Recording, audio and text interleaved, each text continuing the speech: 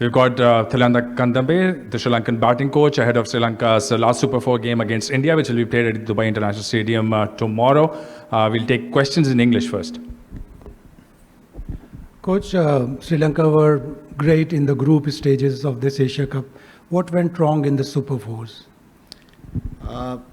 I think, yes, you're right that we have been playing good cricket during the first round, and when we come to the second round, I think the first game against Bangladesh, I think that's the game that we could have won because I think 168 on that track was defendable, so we couldn't do that, and they played a better cricket than us.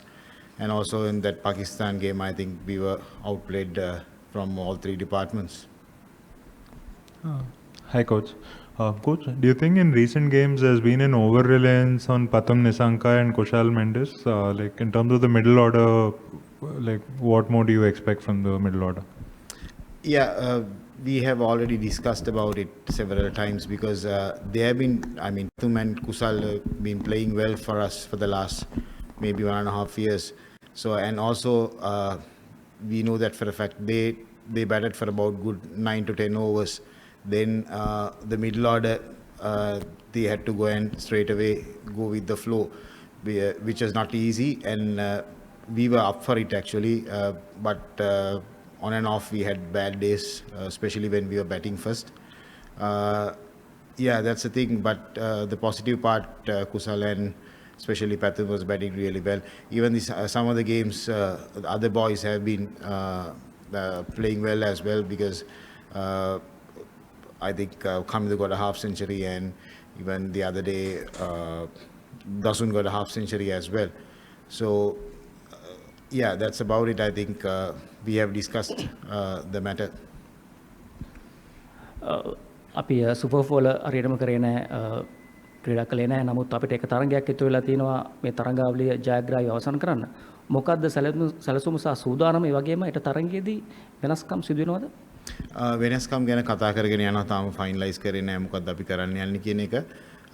මම දන්නවා ටිකක් අමාරු තැනක ඉන්නේ, තරඟ දෙක පෙරදිලා මානසික මට්ටම ටිකක් පල්ලෙහා. නමුත් ඉදිරියට යා යුතුයි. අපි කරපු වැරදි අපි කතා කරලා තියෙනවා ඔල්රෙඩි අද වෙනකොට. ඉතින් අපිට දැන් අපි ඉන්නේ nothing to lose තැනක. ඉතින් මම හිතනවා හොඳ ෆයිට් එකක් දීලා හොඳ ටීම් එකක් ඉන්දියාව කියන්නේ. නමුත් අපේ ක්‍රීඩකයෝ එදා දවසේ ඉතා හොඳින් ක්‍රීඩා කරොත් මම හිතන්නේ පරාජය කරන්න පුළුවන් කණ්ඩායමක්.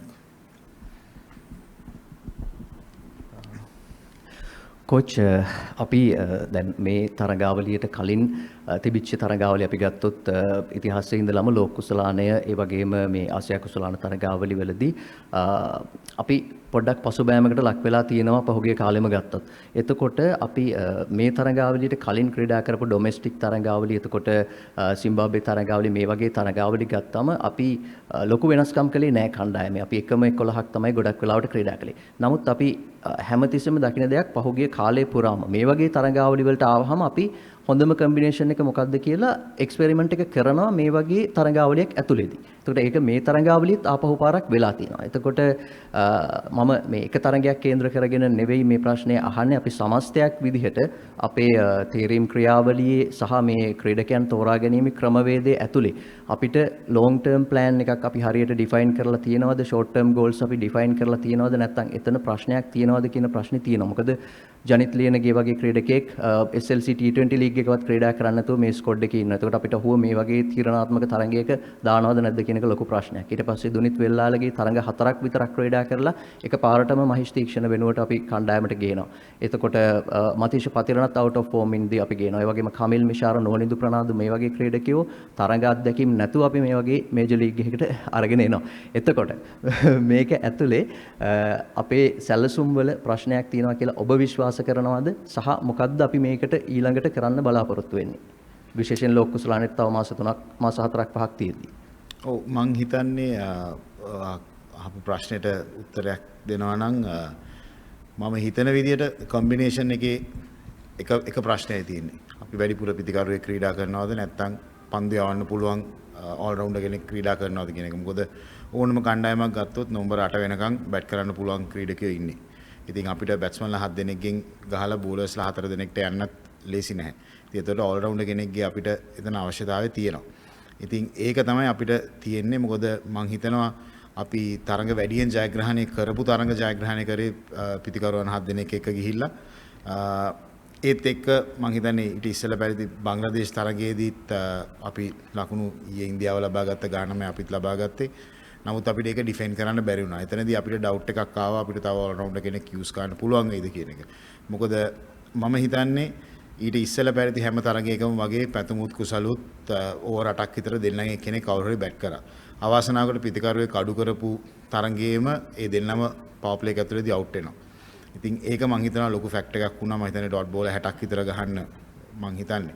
ඉතින් කොම්බිනේෂන් එකේ අර තියෙන ප්‍රශ්නේ විතරයි තියෙන්නේ. හැබැයි අපි තීරණය කළා තියෙන්නේ අපි ගහන සර්ෆස් එකයි අපි ගහන ඔපෝනන්ට් එකයි එක බලලා තමයි ඒක වෙනස් කරනවා නම් වෙනස් කරන්න. එහෙම නැතුව ලොකු වෙනස්කම් කරගෙන යන්න ලොකු බලාපොරොත්තුවක් නැහැ. මොකද මේ ඉන්න ක්‍රීඩකයන් සමහර ක්‍රීඩකයන්ුත් ගොඩක් 20 තරඟ ක්‍රීඩා කරලා නැහැ.